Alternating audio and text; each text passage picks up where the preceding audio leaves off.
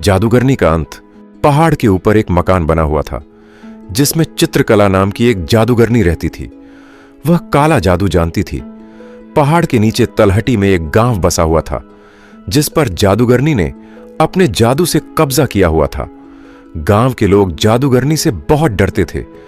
उन्हें पता था कि अगर जादूगरनी को गुस्सा आ गया तो वह अपने जादू से पूरे गांव को खत्म कर सकती है। इसलिए गांव वाले जादूगरनी को खुश रखने के लिए उसकी हर बात मानते थे। गांव वाले जितना भी कमाते थे उसका एक बड़ा हिस्सा जादूगरनी को देना पड़ता था। कई सदियों से यही परंपरा चली आ रही थी। गांव के लोग जवान से बूढ़े होकर मर जाते थे, लेकिन जादूगरनी हमेशा जवान और खूबसूरत बनी रहती थी। इसका राज कोई नहीं जानता था। इसी गांव के एक घर में राकेश नाम का एक लड़का रहता था। उसके पिता खेत में काम करते करते चल बसे। पिता की मृत्यु के बाद राकेश ने खेती का काम संभाल लिया, लेकिन जितना भी अनाज वह मेहनत से उगाता था उसका एक बड़ा हिस्सा जादूगरनी को देना पड़ता था। एक दिन राकेश ने अपनी मां से कहा, मां, ऐसे तो हम कभी चैन से नहीं रह पाएंगे। इस जादूगरनी के कारण मेरे पिता की मृत्यु हो गई और अब मैं भी इसकी गुलामी कर रहा हूं। राकेश की मां ने कहा, बेटा, तुझसे पहले भी कई लोगों ने जादूगरनी का विरोध किया, लेकिन उसने अपने जादू से सबको मार डाला। हम कुछ नहीं कर सकते। राकेश ने मां की बात बीच में काटते हुए पूछा, लेकिन मां, कोई तो रास्ता होगा इस सब से बाहर निकलने का। राकेश की मां बोली, बेटा, मेरी बात मान, जैसा चल रहा है चलने दे। राकेश उस समय तो चुप हो गया, लेकिन उसके मन में गांव वालों को जादूगरनी से छुटकारा दिलाने की बात घर कर गई। अगले दिन से राकेश अपने खेत में काम करने लगा, लेकिन उसका मन काम से ज्यादा जादूगरनी पर लगा हुआ था। दोपहर को राकेश एक पेड़ के नीचे बैठकर खाना खाने लगा। उसके बराबर के खेत में दीनानंद चाचा भी खाना खा रहे थे। राकेश ने अपने मन की बात दीनानंद चाचा से कही। राकेश की बात सुनकर दीनानंद चाचा ने कहा, बेटा, बात तो तेरी ठीक है, लेकिन यह काम बहुत कठिन है। इसमें तेरी जान भी जा सकती है। राकेश बोला, चाचा, अगर गांव वालों को बचाने में मेरी जान भी चली जाए तो मुझे खुशी होगी। आप कोई तरीका बताइए। तब दीनानंद चाचा ने कहा, आज से कई साल पहले गांव के एक किसान ने जादूगरनी को मारने की कोशिश की थी, लेकिन जादूगरनी को पता चल गया। उसने बदला लेने के लिए उसका सब कुछ छीन लिया और उसे मारने की तैयारी कर रही थी। लेकिन वह किसान गांव छोड़कर भाग गया। उसका नाम गोपाल है और वह पास के ही एक गांव में रहता है, पर वह किसी से मिलता नहीं है। राकेश ने पूछा, लेकिन क्यों चाचा? दीनानंद जी ने कहा, उसे डर है कि कहीं जादूगरनी ने उसे मारने के लिए तुझे न भेजा हो।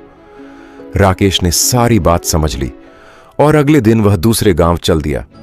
वहां जाकर वह गोपाल के घर पहुंचा। बहुत विश्वास दिलाने के बाद गोपाल ने राकेश से बात की। गोपाल ने कहा, मैंने एक बार रात को जादूगरनी के महल में जाकर उसका गला दबाया ताकि वह सोते सोते मर जाए, लेकिन वह मरी नहीं क्योंकि उसने अपने प्राण एक तोते में रखे हुए हैं। राकेश को बहुत आश्चर्य हुआ। उसने पूछा, लेकिन ऐसा क्यों चाचा? गोपाल ने कहा, जादूगरनी हमेशा जवान और खूबसूरत बनी रहना चाहती है, लेकिन उसका जादू खुद पर नहीं चलता। इसीलिए उसने एक तोता पाल रखा है और उसे जादू से जवान बना रखा है। उस तोते में ही जादूगरनी के प्राण हैं, इसलिए वह भी जवान बनी रहती है। अगर कोई उस तोते को मार दे तो सब ठीक हो जाएगा। राकेश गोपाल से विदा लेकर अपने गांव वापस आ गया। रात होते ही वह चुपचाप जादूगरनी के महल में पहुंचा। वहां उसने देखा कि जादूगरनी सो रही थी और उसके पास ही एक पिंजरा रखा था जिसमें वह तोता था। राकेश ने तोते को हरी मिर्च खाने को दी। तोता बहुत खुश हो गया। फिर राकेश ने उससे कहा, तुम कब तक इस पिंजरे में रहोगे? चाहो तो मैं तुम्हें आजाद कर सकता हूं। तोता बोला, मुझे कोई भी इस कैद से बाहर नहीं निकाल सकता। राकेश ने कहा, कोई तो रास्ता होगा। तोते ने कहा, अगर कोई मुझे मार दे तो मैं आजाद हो सकता हूं। मैं मर जाऊंगा तो जादूगरनी की जान भी चली जाएगी।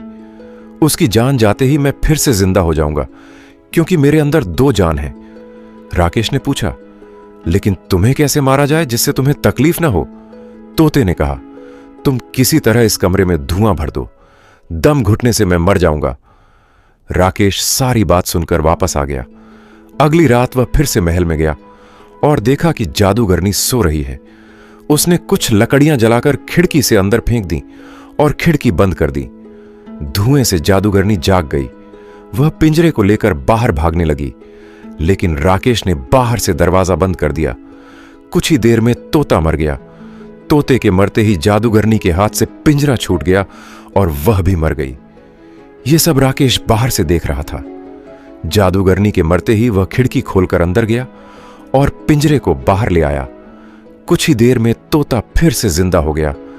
इस तरह राकेश की हिम्मत और सूझबूझ से गांव वालों को जादूगरनी से छुटकारा मिल गया। कहानी का नैतिक संदेश: साहस और बुद्धिमानी से सबसे बड़े खतरों का भी सामना किया जा सकता है। सही मायनों में आजादी पाने के लिए कभी-कभी डर का सामना करना और अन्याय के खिलाफ खड़ा होना जरूरी होता है।